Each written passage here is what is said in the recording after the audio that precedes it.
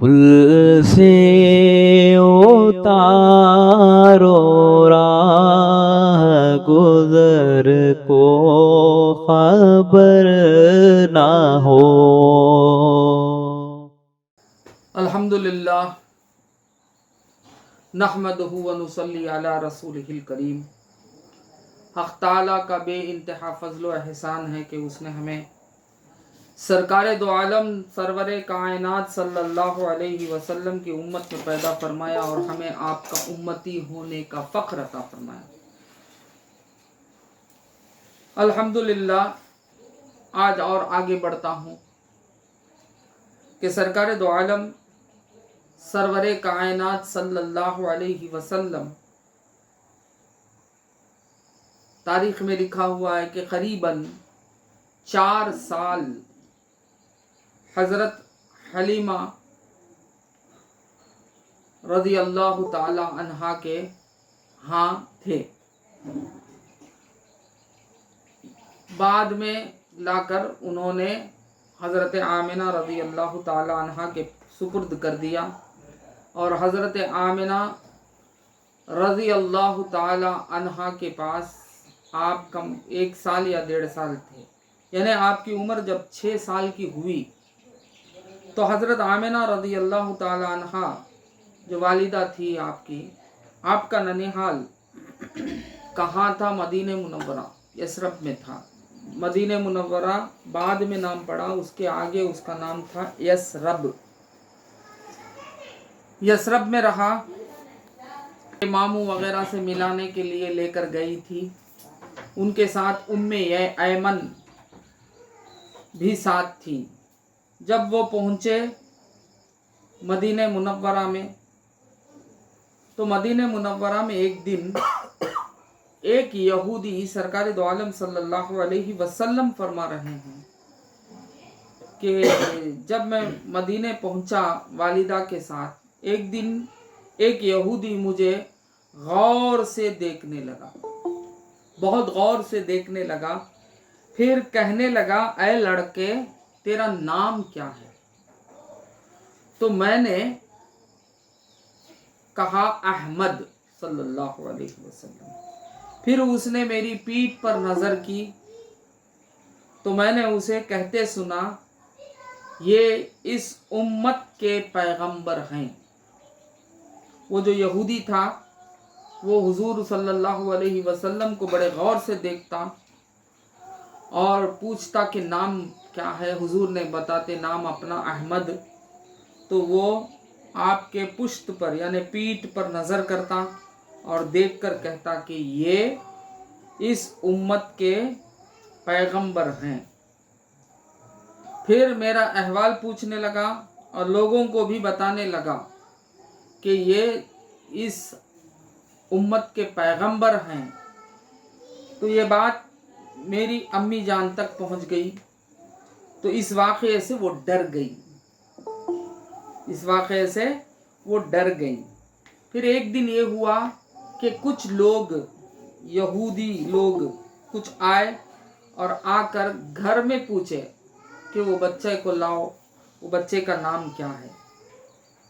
تو بچے کو باہر لے آئے، یعنی سرکار دو عالم صلی اللہ علیہ وسلم کو، اور بتایا کہ ان کا نام احمد ہے۔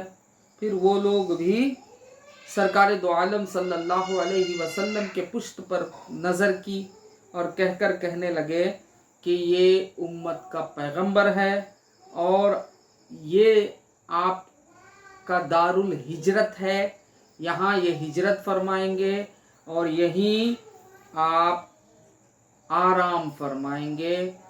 یہ تمام اتنے میں کیا ہوا کہ حضرت آمنہ رضی اللہ تعالی عنہا کو ڈر پیدا ہو گیا، تو انہوں نے کہا کہ چلو واپس ہم مکہ پہنچ جائیں گے۔ تو نکلے، راستے میں مکہ اور مدینے کے درمیان ایک جگہ ہے، ایک مقام ہے ابوا، وہاں پہنچے تو آپ بیمار ہو گئی۔ آپ جب بیمار ہو گئی تو آپ سرہانے بیٹھے ہوئے تھے، سرکار دو عالم صلی اللہ علیہ وسلم اپنے والدہ کے سرہانے بیٹھے ہوئے تھے۔ آپ بیمار ہو گئی، یہاں تک کہ نزا شروع ہو گیا تھا، بے ہوش ہو گئے۔ پھر جب ہوش آیا تو سرکار دو عالم صلی اللہ علیہ وسلم کے چہرے اقدس کو دیکھ کر یہ فرمانے لگی، بارک اللہ فیک من غلامی، اور پھر یہ کہنے لگی کہ اگر میں فوت ہو جاؤں تو میرا ذکر ہمیشہ زندہ رہے گا۔ یہ کون فرماتے ہیں؟ حضرت آمنہ رضی اللہ تعالی عنہا فرماتے ہیں، اگر میں فوت ہو جاؤں تو میرا ذکر ہمیشہ زندہ رہے گا، کیونکہ میں نے ایک پاکیزہ فطرت ہستی کو جنم دیا ہے۔ کیا فرماتے ہیں؟ کہ میں نے ایک پاکیزہ صفت ہستی کو جنم دیا ہے، تو اس لیے میرا نام ہمیشہ زندہ رہے گا۔ اور کیا ہیں وہ؟ نیک بخت ہیں۔ میں ایک ایسے ہستی کو چھوڑ کر جا رہی ہوں کہ وہ بہت نیک بخت ہیں، یعنی بالکل اخلاق پسند ہیں، اور وہ کیا ہیں کہ بڑے بزرگ ہستی ہیں، تو میں ان کو چھوڑ کر جا رہی ہوں، تو ان کی وجہ سے میرا نام ہمیشہ زندہ رہے گا۔ یہ کہہ کر فوت ہو گئی، انتقال ہو گیا۔ تو دیکھیں حضرت کی والدہ کی نظر کتنی دور تک ہے۔ وہ فرماتی ہیں کہ میں ایسے شخص کو جنم دی ہوں کہ میرا نام ہمیشہ زندہ رہے گا۔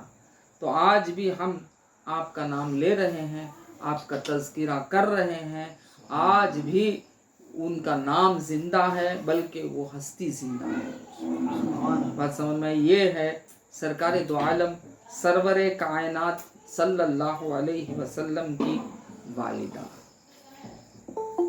تو اس کے بعد سرکار دو عالم صلی اللہ علیہ وسلم کی کفالت حضرت ابو عبد المطلب یعنی دادا کے سپرد ہو گئی، یعنی حضرت ایمن رضی اللہ تعالی عنہ نے ان کو لے کر کہاں پہنچ گئے کہ مکہ معظمہ پہنچ گئے، اور مکہ معظمہ میں لا کر انہوں اپنے دادا کے تحویل کر دیے۔ دادا نے انہیں گلے لگا دیا۔